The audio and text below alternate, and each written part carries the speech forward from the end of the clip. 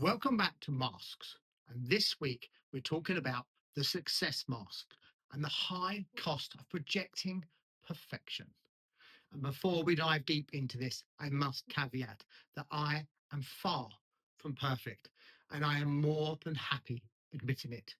All through this podcast series, I'm doing one take videos. If I mess up, I'll correct it on camera. No editing, no perfect facade.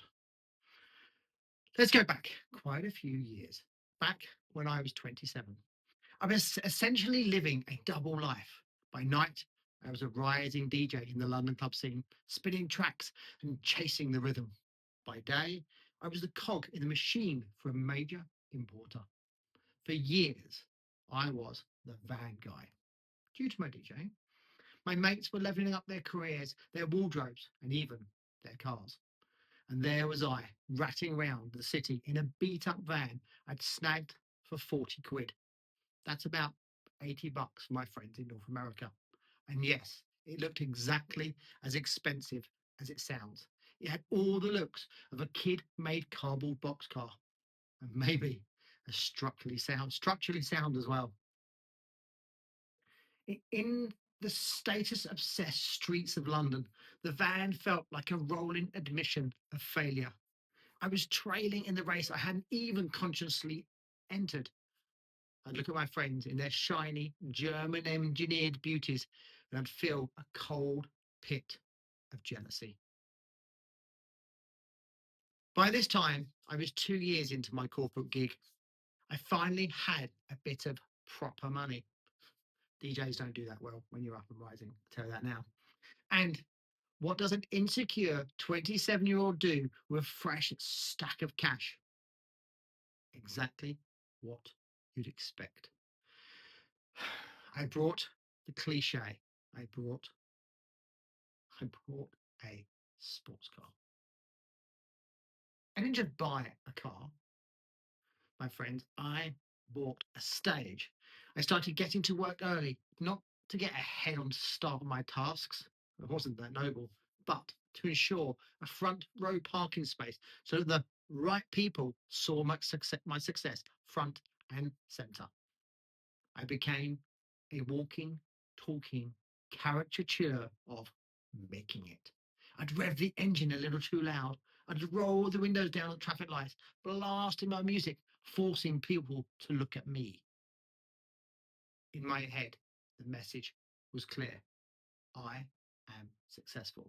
I am no longer the guy in the $80 van. Psychologists call this conspicuous consumption. In the world of leadership, I call it the success mask. We grab these shiny objects, these external signals, because deep down, we're terrified our actual output isn't enough to prove our worth. We're playing a high stakes game of pretend, where the trophy is a loan agreement we can barely afford. The moment my success mask shattered wasn't some deep epiphany, it was a logistical car nightmare. I had a major gigs booked, the kind of night that defines a DJ's year. And it demanded a really big rig, lots of equipment. But when it came to load the gear, the successful car failed the most basic test. It couldn't even fit a pair of Technics turntables, let alone speakers. I prioritized look at me over what I actually needed to do the job. I ended up needing three different friends in three different small cars to get my gear to the venue. Standing there, watching my essential equipment getting crammed into my friend's practical German hatchbacks, while my shiny sports car sat there, utterly useless. I felt like the biggest fool in London.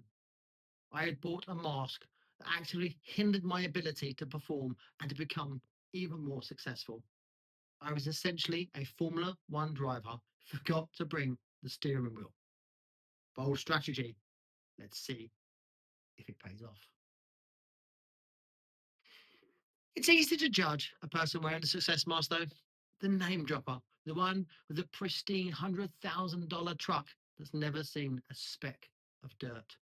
But as I've matured as a leader, I've realized that you have something many of us lack. They have something many of us lack: the guts to actually shout about their wins, even if they're manufactured wins. Most of us play down our achievements.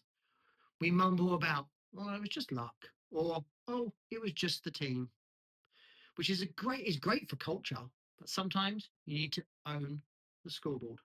The goal isn't to rip the humble mask off, it's to add to it with a sprinkle of success owning. There is a massive difference between fake happy and confident success, too. When we use our actual hard won achievements to gain trust, we don't just get more work, we get better work. We get the high stakes projects and features because we've proven we can handle the frequency and the heavy lift. As a manager, when you see a team member leaning hard into that success mask, don't push them away. Don't scoff at them. That drive, that's a high performance engine. You just need to point it in on the right track. Here's how. First, redirect the spotlight. Instead of letting them brag about the title, get them a platform to brag about a delivery win. Tell them, "I love that energy." Use it to show the team exactly how we cracked the code. Second, use vulnerability as an antidote. This is my favorite play.